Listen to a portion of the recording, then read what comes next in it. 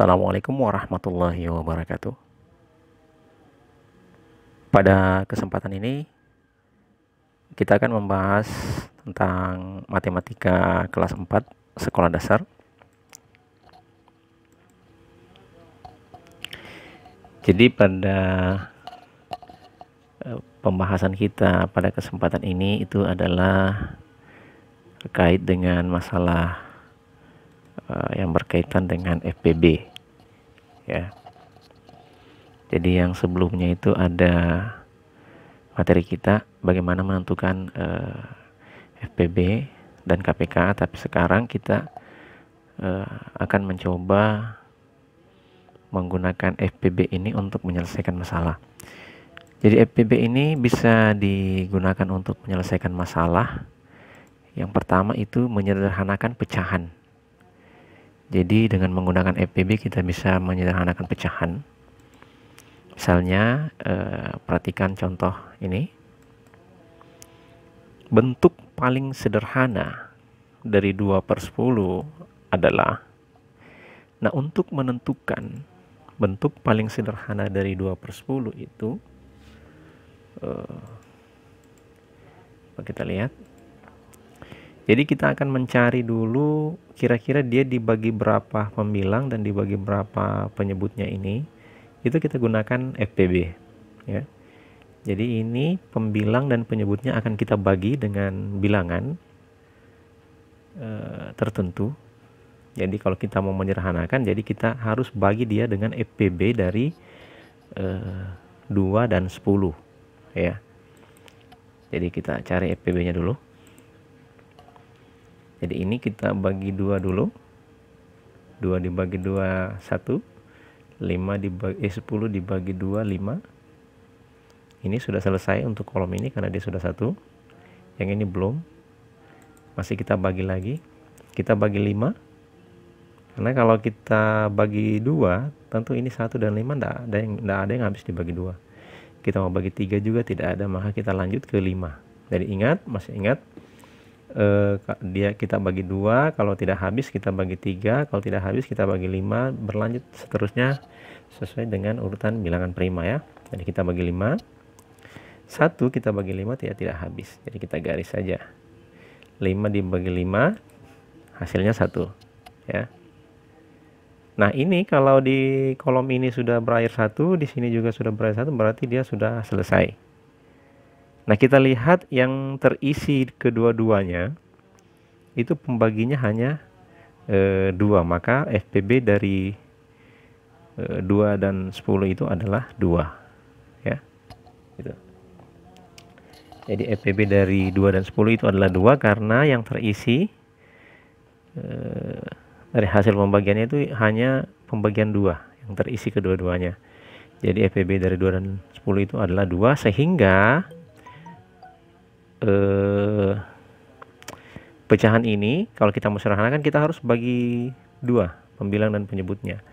2 dibagi 2 1, 10 dibagi 2 5, maka hasilnya adalah 1/5. Jadi inilah bentuk paling sederhana dari 2/10 ya. Jadi kalau kita menggunakan FPB itu bisa dipastikan hasilnya itu adalah bentuk yang paling sederhana kalau kita bagi dengan FPB. Kita lihat contoh berikutnya, contoh 2. Bentuk paling sederhana dari 14/28 sama tadi. Kita akan cari pembaginya, kira-kira dia dibagi berapa. Cari FPB dari 14 dan 28 ini. Kita bagi 2. Ini 14 dibagi 2 hasilnya 7, 28 dibagi 2 hasilnya 14. Ya, kita bagi 2 masih bisa karena salah satunya masih bisa dibagi 2. Kita bagi 2, ini 7 dibagi 2 tidak habis ya. 14 dibagi 2 jadi 7 ya. Kemudian kita coba bagi 3, 7 dengan 7 ini kita bagi 2 tidak habis, kita bagi 3 juga tidak habis, kita bagi 5 juga tidak habis. Ini 7 dengan 7 ini kedua-duanya 7 karena dia akan kita bagi. Berarti kalau dia 2 tidak habis, 3 tidak habis, 5 tidak habis, maka kita harus lanjut ke bagi 7. Kalau kita bagi 7, maka 7 dibagi 7 1, 7 dibagi 7 1. Sehingga ada 2 pembagi yang dia terisi kedua-duanya di tabel ini. Jadi ini 2 dan 7, maka FPB dari 14 dan 28 itu 2 kali 7, yaitu 14. Maka untuk menyederhanakan pecahan ini 14 per 28 itu kita bagi masing-masing dengan 14. 14 bagi 14 hasilnya 1, 28 bagi 14 hasilnya 2, sehingga hasilnya adalah 1 per 2. Jadi ini bisa dipastikan bahwa bentuk paling sederhana dari 14 per 28 itu 1 per 2 ya. Yaitu, jadi FPB itu bisa digunakan untuk mencari bentuk paling sederhana dari suatu pecahan. Ya. Oke. Yang kedua, FPB ini bisa juga biasa digunakan untuk menyelesaikan masalah yang berkaitan dengan kehidupan sehari-hari. Jadi masalah yang biasa digunakan itu untuk ini, masalah dalam kehidupan sehari-hari yang dapat diselesaikan menggunakan FPB biasanya berkaitan dengan masalah bagi-membagi dengan jumlah dan jenis yang sama yang pembagiannya secara merata. Ya. Jadi untuk lebih jelasnya, kita perhatikan contoh berikut ini ya. Contoh 1. Dede mempunyai 12 kelereng merah dan 10 kelereng biru. Ia akan membagikan semua kelerengnya kepada beberapa orang temannya dengan jumlah dan jenis kelereng yang sama. Paling banyak berapa orang teman Dede yang akan mendapat bagian? Jadi pertanyaannya adalah paling banyak berapa orang itu. Jadi dia akan membagi kelerengnya ini kepada beberapa orang, tapi dia ingin membaginya kepada sebanyak-banyaknya temannya, tapi baginya harus bagi rata gitu. Nah ini perhatikan, ini yang dikasih kotak merah ini, perhatikan. Jadi kalau yang berkaitan dengan soal bagi membagi, kemudian dia tanyakan bagi membagi, kemudian paling banyaknya berapa, itu solusinya itu menggunakan FPB. Jadi ini kata kuncinya ini ya. Jadi pembagian yang berkaitan dengan pembagian yang secara merata dengan jumlah dan jenis yang sama. Coba kita lihat solusinya. Dede mempunyai 12 kelereng merah dan 10 kelereng biru. Untuk menentukan paling banyak berapa orang teman Dede yang akan mendapat bagian, cari FPB dari 12 dan 10. Jadi kalau mau diketahui kira-kira berapa banyak sih teman Dede yang akan mendapat bagian kalau kelerengnya itu dibagi secara merata, ya, kita cari FPB-nya dulu. Ya, kita bagi 2 dulu. 12 ini dibagi 2, 6. 10 dibagi 2, 5. Masih bisa dibagi 2. Karena 6 bisa dibagi 2 walaupun 5 tidak ya. 6 dibagi 2, 3. 5 dibagi 2 tidak habis. Oke, kita lanjut. Kita bagi 2. Ternyata 3 tidak habis dibagi 2, 5 juga tidak habis dibagi 2. Tidak boleh pakai 2. Lanjut ke 3. 3 dibagi 3, 1 habis. 5 dibagi 3 tak habis. Nah, untuk kolom ini sudah selesai, tapi di sini belum, karena belum berakhir dengan 1. Kita masih bagi lagi. Kita bagi 3, ternyata 1 tidak habis dibagi 3, 5 juga tidak habis. Berarti kita tidak boleh pakai 3, kita pakai 5.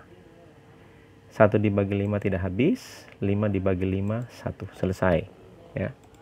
Sehingga yang terisi dua-dua itu hanya 2.